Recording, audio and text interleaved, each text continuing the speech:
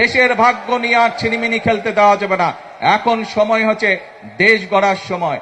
এই গুপ্ত বাহিনীকে আমরা আবারও পরবর্তীতে দেখেছি যে 96 সালে আবার দেশের মানুষের সাথে গাদ্দারি করে তারা আবার স্বৈরাচারের সাথে হাত মিলিয়েছিল, গণতন্ত্রের বিপক্ষে তারা অবস্থান করেছিল।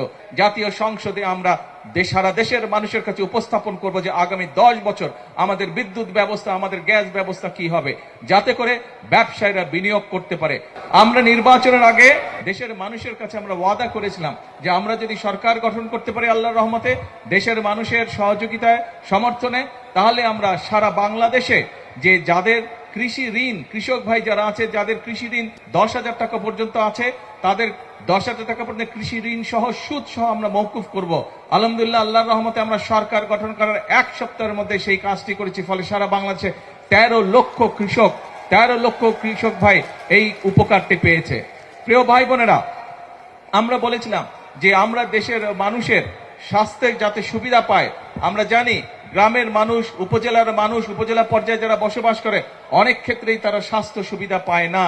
সেজন্যই আমরা সিদ্ধান্ত নিয়েছি এই যে উপজেলায় উপজেলায় যে 50 সদস্যের যে হাসপাতাল আছে, এই 50 বেডের হাসপাতাল প্রথম 30 বেড করেছিলেন শহীদ রাষ্ট্রপতি জিয়াউর রহমান।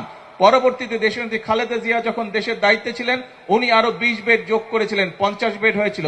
আমরা এবার এই সরকারকে যেহেতু আপনারা নির্বাচিত করেছেন, এই জন্য আমরা সিদ্ধান্ত নিয়েছি মানুষকে যাতে আমরা, যেহেতু আমরা মানুষের কাছে ওয়াদা দিয়েছিলাম নির্বাচনের পূর্বে যে মানুষের কাছে আমরা ন্যূনতম স্বাস্থ্য সেবা পৌঁছে দিতে চাই, সেই জন্য আমরা সিদ্ধান্ত করেছি বাংলাদেশের 503টা যে উপজেলা আছে, প্রত্যেকটি উপজেলার স্বাস্থ্য হসপিটাল যে আছে, সেই হসপিটালকে আমরা 101 থেকে আমরা 101 বেডে রূপান্তরিত করব, যাতে দেশের মানুষ স্বাস্থ্য সেবা পায়। প্রিয় ভাই বোনেরা, আমরা জানি গ্রাম অঞ্চলে যে আমাদের প্রাইমারি স্কুলগুলো আছে, এই স্কুলগুলোতে যদি আমরা দেশকে গড়তে চাই, তাহলে আমাদের ছোট ছোট শিশুরা যে আছে তাদেরকে আমাদের সঠিকভাবে শিক্ষা দিয়ে গড়ে তুলতে হবে।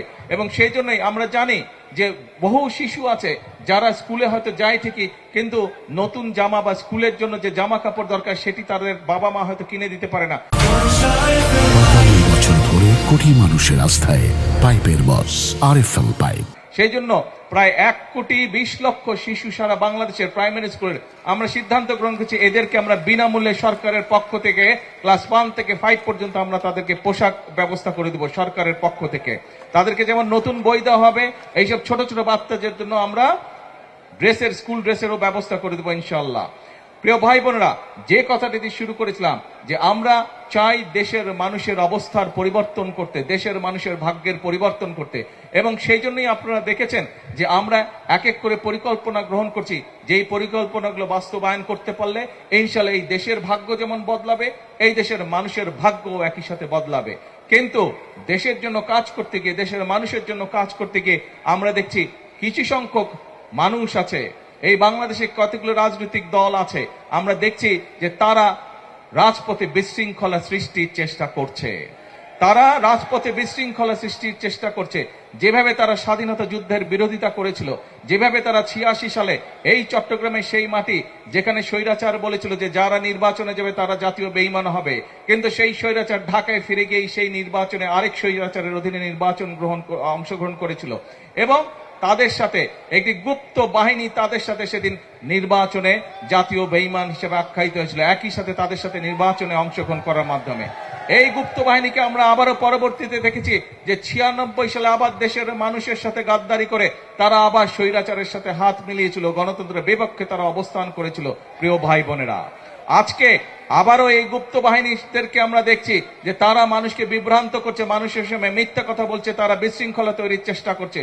প্রিয় ভাই বোনেরা, আপনারা চট্টগ্রামের মানুষ, এই চট্টগ্রামে দেশি বিদেশি বহু মানুষের বিনিয়োগের কলকারখানা আছে, আপনারা খুব ভালো করেই জানেন। আপনাদের এই চট্টগ্রামের মানুষ ব্যবসার সাথে বিভিন্নভাবে ব্যবসার সাথে জড়িত, বিভিন্ন ধরনের ব্যবসাতে চট্টগ্রামের মানুষ দেশের অন্য অন্য জায়গার তুলনায় তুলনামূলকভাবে বেশি মানুষ এখানে ব্যবসা বাণিজ্য করে। কাজে যেহেতু আপনারা ব্যবসা বাণিজ্য করেন, আপনারা জানেন যে ব্যবসা করতে হলে একটি শান্তিপূর্ণ পরিবেশ দরকার, কারণ শান্তিপূর্ণ পরিবেশ হলে ব্যবসায়ীরা ভালোভাবে কাজ করতে পারে, সেটি দেশি হোক বিদেশি হোক, ব্যবসায়ীরা বিনিয়োগ করতে পারে।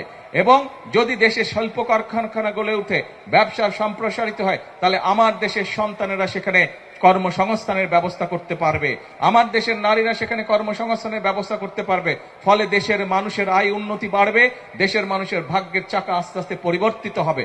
কিন্তু আমরা দেখছি যে একটি রাজনৈতিক দল বিভিন্নভাবে বিশৃঙ্খলা করার চেষ্টা করছে।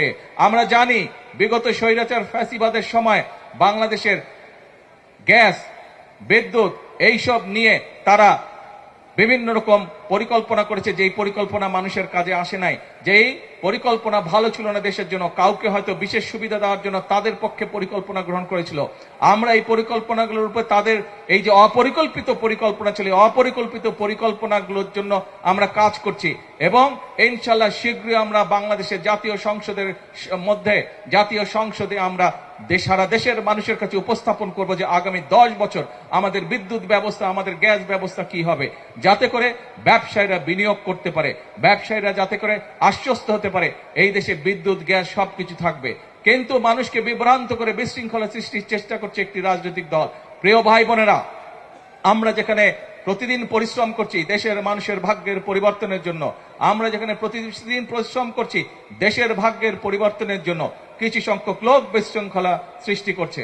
আপনারা 12 তারিখের নির্বাচনে বিএনপিকে সমর্থন দিয়েছিলেন, কারণ বাংলাদেশের অধিকাংশ মানুষ বিএনপিকে সমর্থন দিয়েছিল, কারণ বাংলাদেশের মানুষ জানে এই দেশে যদি মানুষের ভাগ্যের উন্নয়নের জন্য কেউ রাজনীতি করে থাকে সেটি একমাত্র শহীদ জিয়ার দল, বাংলাদেশ জাতীয়তাবাদী দল রাজনীতি করেছে। দেশের ভাগ্য নিয়ে আর ছিনিমিনি খেলতে দেওয়া যাবে না।